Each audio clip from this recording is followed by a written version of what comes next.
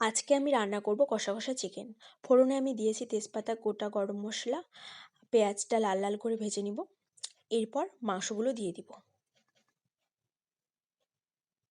মাংসটা ভালো করে ভাজবো। আর মাংস থেকে জল বেরিয়েছিল, সেটা শুকিয়ে গেছে। জল শুকিয়ে গিয়ে কিন্তু এখন মাংস থেকে তেল বেরোচ্ছে। তো আর একটু ভেজে নিব।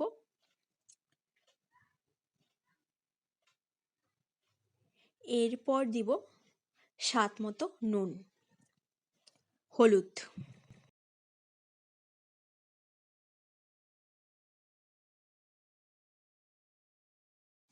ভালো করে ভেজে নিব। এরপর দিয়ে দিব আদা রসুন বাটা, লঙ্কা বাটা, জিরে বাটা। তো আমি এগুলো দিয়ে দিলাম, মশলাগুলো দিয়ে দিলাম। মশলাগুলো দিয়ে ভালো করে মশলাটা কষিয়ে নেব, যাতে মশলার কোনো গন্ধ না থাকে। তো এখন কষিয়ে নিচ্ছি ভালো করে, সুন্দর করে। তো কিছুক্ষণ কষানোর পর একটু জল দিয়ে দিলাম।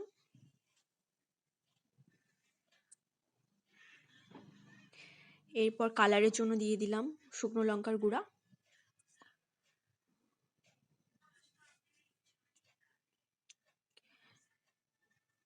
অল্প অল্প জল দিয়ে কষিয়ে নিচ্ছি মাংসটাকে।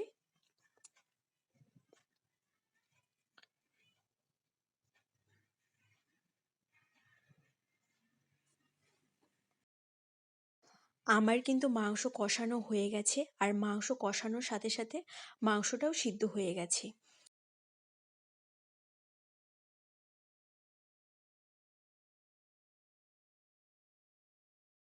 স্বাদটাকে ব্যালেন্স করার জন্য আমি দিয়ে দিব অল্প একটু চিনি।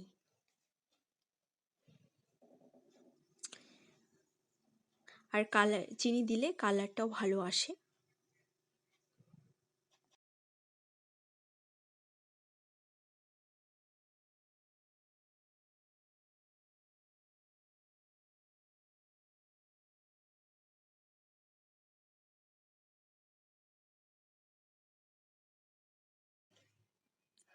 আর একটু কষিয়ে নিচ্ছি, ভালো করে কষিয়ে নিচ্ছি। তো এবার সেদ্ধর জন্য অল্প জল দিয়ে দিলাম। তো আমার মাংস রান্না শেষ। এই যে দেখো বন্ধুরা, তোমরা এই রকম হয়েছে কালারটা।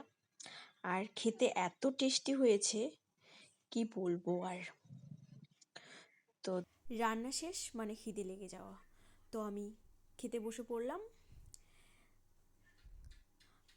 আর সত্যি কথা বলতে মাংসটা এত ভালো হয়েছে যে তোমাদেরকে বলে বোঝাতে পারবো না।